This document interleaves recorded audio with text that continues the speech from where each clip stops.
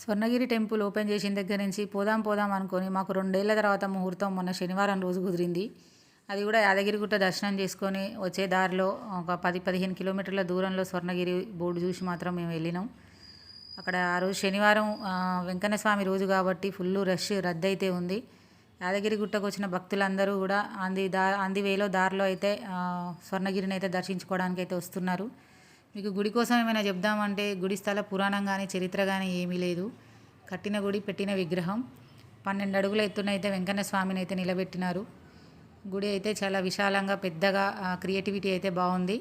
పొద్దుందాకా అయితే వెళ్ళడానికి ఆ గుడి అందం చూడడానికి అయితే ఏమీ మనకి లుకింగ్ అయితే ఏం కనిపించదు. ఆ గుడికి వెళ్ళాలంటే మాత్రం సాయంత్రం టైంలోనే వెళ్ళాలి. ఫుల్గా లైటింగ్ ఎఫెక్ట్స్, ఆ కొలను అవన్నీ అయితే పెట్టారు.